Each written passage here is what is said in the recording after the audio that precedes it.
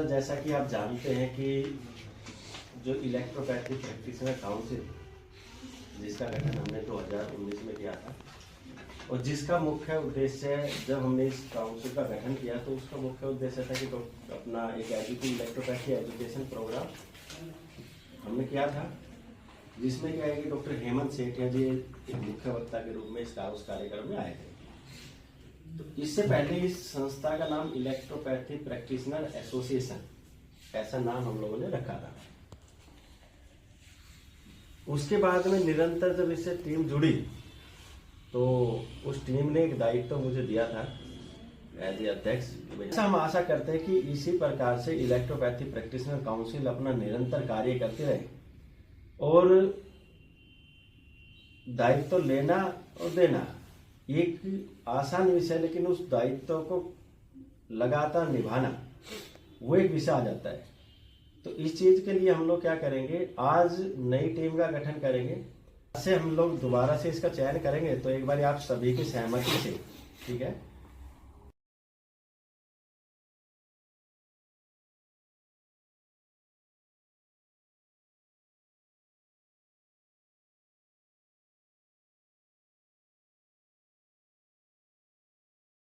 के पद पर माननीय डॉक्टर धर्मेंद्र मानेसर जी को नियुक्त किया गया है। बहुत बहुत बधाई देते हैं भाई साहब को। ललित गोला जी को नियुक्त किया गया है। उन्हें क्षमता को देखते हुए हमारे प्रदेश के प्रभारी उन्हें हमारे बड़े भाई सुनील शर्मा जी को नियुक्त किया गया है। नियुक्त किया गया है। अभिनंदन करते हैं आप जो कि प्रदेश अध्यक्ष की रीढ़ की हड्डी होंगे और लगातार उनके साथ कंधे से कंधा मिलाकर कार्य करेंगे। उनमें मैं माननीय डॉक्टर श्यामलाल जी को नियुक्त किया गया है। बहुत बहुत शख्सियत बहुत आ जाए तो मेरे अनुमान के अनुसार डॉक्टर साहब को पद तो दायित्व तो बहुत ही कम दिया गया है, लेकिन डॉक्टर साहब की जो व्यस्तता है वो बहुत अधिक है, क्योंकि शख्सियत अगर हमारे बीच में उपस्थित है। डॉक्टर श्यामलाल जी हमारे मार्गदर्शन करेंगे, हम उनके संरक्षक में कार्य करेंगे। संरक्षक जो कि जिला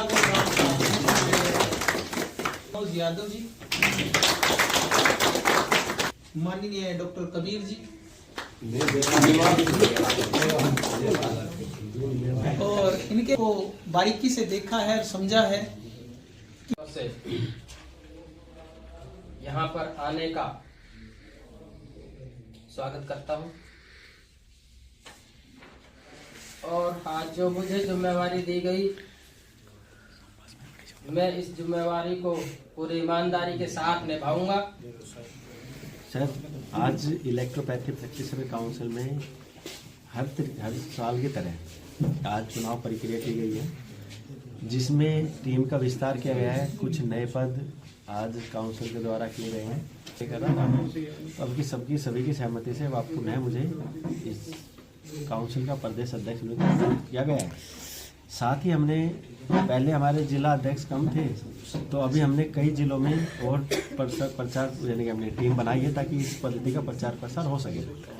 साथ ही हमने अपने चेयरमैन का पद भी इस बार हमने रखा है, जिसमें मानेसर से हमारे बड़े भाई डॉक्टर धर्मेंद्र मानेसर जी, जिनको चेयरमैन को किया गया है। जैसे पिछली बार हमारी संस्था में कुछ पद नहीं थे, ठीक है, लेकिन इस बार हमने वो किए हैं। जैसे अपना संरक्षक के तौर पे हमारे बड़े भाई और गुरुग्राम के एक सबसे पुराने इलेक्ट्रोपैथी चिकित्सक, वो उनको संरक्षक इस संस्था का बनाया गया है। उनके सर हम लोग यानी कि लगातार इसमें कार्य करते हैं और अभी जैसे जो हमने आज ये चुनाव प्रक्रिया की है, क्योंकि हमारा यानी कि इस संस्था का एक आगामी कार्यक्रम है 25 और 26 जनवरी को, जिसमें हम एजुकेशन प्रोग्राम कर रहे हैं। और उस एजुकेशन प्रोग्राम में हमारे मुख्य वक्ता के रूप में डॉक्टर हेमंत सेठिया जी, जो कि राजस्थान से इलेक्ट्रोपैथी चिकित्सा परिषद के अध्यक्ष हैं, और हम उस 2 दिन का एजुकेशन प्रोग्राम उनके सानिध्य में करने वाले हैं। और पूरे हरियाणा से चिकित्सक उसमें आने वाले हैं और हमारा प्रयास है कि वो एक अच्छे स्तर का कार्यक्रम हो जिसमें इलेक्ट्रो होम्योपैथी डॉक्टर को बहुत कुछ अच्छा सीखने को मिले, क्योंकि उसमें हमने अलग अलग सेशंस रखे हैं। जैसे हमने इलेक्ट्रोपैथी मेडिसिन का विषय रखा है, फिर डाइजेस्टिव सिस्टम और साथ ही अपना डायग्नोस्टिक अप्रोच, ऐसे विषय हम लोगों ने उसमें रखे हैं।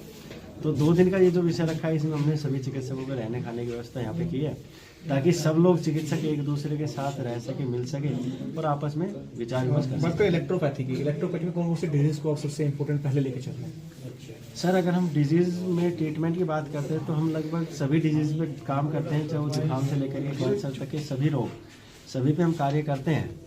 और हमारे चिकित्सक हरियाणा में अलग अलग बीमारियों पे भी बहुत अच्छा कार्य कर रहे हैं, जैसे हम लोग देखिए, आज इलेक्ट्रोपैथी प्रैक्टिस काउंसिल की जो चुनावी प्रक्रिया वो कानूनी रूप से पूर्ण की गई। जो भी भारतीय संविधान में जो अधिकार है उनके गरिमाओं को रखते हुए इस चुनावी प्रक्रिया को पूर्ण किया गया। और हमारे जो जिलाध्यक्ष मेरे साथ खड़े हैं, जिलाध्यक्ष गुरुग्राम R.K. खुंदीर जी और जिलाध्यक्ष रेवाड़ी डॉक्टर मनोज यादव जी और नूहू जिलाध्यक्ष डॉक्टर कबीर जी को नियुक्त किया गया है। और जो भी इलेक्ट्रोपैथी पद्धति है वो भारत की 5वीं चिकित्सा पद्धति है, जैसे कि सभी को पता है। और भारत सरकार के द्वारा इन्हें प्रैक्टिस के लिए पूरे भारत में कानूनी रूप से मान्य किया गया है और राजस्थान सरकार ने इनको मान्यता दी हुई है। और आगे हरियाणा में हमारा प्रयास है कि हरियाणा में भी इलेक्ट्रोपैथी पद्धति को मान्यता दिलाई जाए। आज होटल ग्रेशियस में जो बैठक हुई उसमें इलेक्ट्रोपैथी काउंसिल जो प्रैक्टिशनर काउंसिल हरियाणा है उन्होंने मुझे जिम्मेदारी के रूप में चेयरमैन बनाया यहाँ पे। तो मैं एक जिम्मेदार नागरिक और एक जिम्मेदार कार्यकर्ता होने के नाते एक बात कहूँगा कि इस पैथी का जो ट्रीटमेंट उनका जो स्थान है वो बिल्कुल मतलब आप देखेंगे तो अगर अलग अलग जो पैथियाँ हैं उनमें अगर देखेंगे तो एक ऐसी पैथी है जिसका किसी भी प्रकार का कोई दोष नहीं है, क्योंकि कहते हैं कि अलग अलग दवाई खाएंगे तो अलग अलग बीमारियां भी पैदा हो जाती हैं, लेकिन इनका कोई दुष्प्रभाव नहीं है। पैथी जो पत्ती है बहुत पुरानी पत्ती है और अगर इंडिया की बात करें तो अभी थोड़ी देर पहले बता रहे थे 500 साल पहले इंडिया में आ चुकी थी, लेकिन इतना प्रचार प्रसार नहीं था। अभी हमारे साथियों ने बताया कि राजस्थान में इसको रेगुलेट कर दिया गया है और वहाँ पे बोर्ड भी बन गया है। अभी वहाँ पे गवर्नमेंट जॉब भी शुरू हो जाएंगी। उसी तरह से हरियाणा में भी इसका प्रचार प्रसार हमारे साथी हैं, हमारे इसके अध्यक्ष हैं हरियाणा के गोला साहब, वो बड़ी मेहनत कर रहे हैं। और साथ साथ ये भी कहूँगा कि जो प्रशासन का सहयोग है वो भी बहुत मिल रहा है, क्योंकि प्रशासन को भी पता है कि बहुत अच्छी पत्ती है। नमस्कार जी, मैं परवेश यादव हूँ, advocate, bar council Punjab Haryana Chandigarh member हूँ स्टेट बार काउंसिल का। और आज जो अपने यहाँ पे कार्यक्रम था इसमें इलेक्ट्रोपैथी काउंसिल का चुनाव हुआ है कमेटी का, और मैं सभी कमेटी मेंबर जो चेयरमैन वाइस चेयरमैन सभी जो पूरी बॉडी बनी है हरियाणा लेवल की, सभी को तहे दिल से बधाई देता हूँ। और इनको एक बधाई और देता हूँ कि जिनका चुनाव हुआ है वो सब काम करने वाले जुझारू हैं और समाज में अच्छा नाम रुतबा रखते हैं, ताकि इस काउंसिल को आगे पैथी को आगे बढ़ाया जा सके अपने सोसाइटी में। गुरुग्राम पूरे हिंदुस्तान के अपने देश विदेश के लेवल पे एक नाम है, और यहाँ पे जो लोगों की तादाद है, जैसे बीमारियाँ बहुत हैं, जैसा कि बताया गया पैथी बहुत कारगर इलाज है, तो इसका लाभ पूरे गुरुग्राम वासियों पूरे हरियाणा प्रदेश के वासियों को मिले। इसके लिए जो भी प्रयास हम सरकारी तौर पे कमेटी मेंबर्स के साथ मिलके और अपने गुड़गांव कोर्ट में तो मैं ज़रूर इनका एक स्पॉन्सर प्रोग्राम अपनी तरफ से बार की तरफ से कराएंगे। और इनको आश्वासन भी दिया है कि जो भी हमारे लिए गुड़गांव कोर्ट हो या हरियाणा के किसी भी डिस्ट्रिक्ट कोर्ट या हाई कोर्ट में कोई भी काम हो, हम फ्री एड में काउंसिल की पूरी मदद करेंगे। Thank you.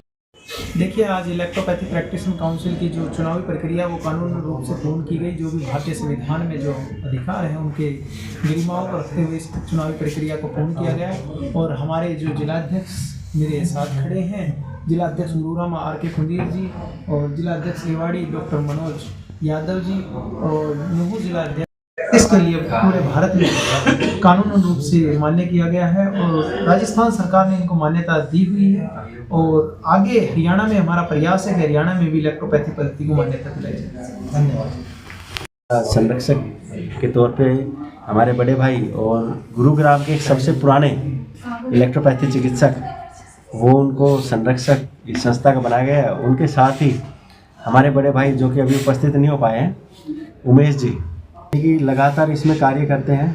और अभी जैसे इस जो हमने आज ये चुनाव प्रक्रिया की है, क्योंकि हमारा यानी कि इस संस्था का एक आगामी कार्यक्रम है 25 और 26 जनवरी को, जिसमें हम एजुकेशन प्रोग्राम कर रहे हैं। और उस एजुकेशन प्रोग्राम में हमारे मुख्य वक्ता के रूप में डॉक्टर हेमंत सेठिया जी, जो कि राजस्थान से इलेक्ट्रोपैथी चिकित्सा परिषद के अध्यक्ष हैं, और हम उस 2 दिन का एजुकेशन प्रोग्राम उनके सानिध्य में करने वाले हैं।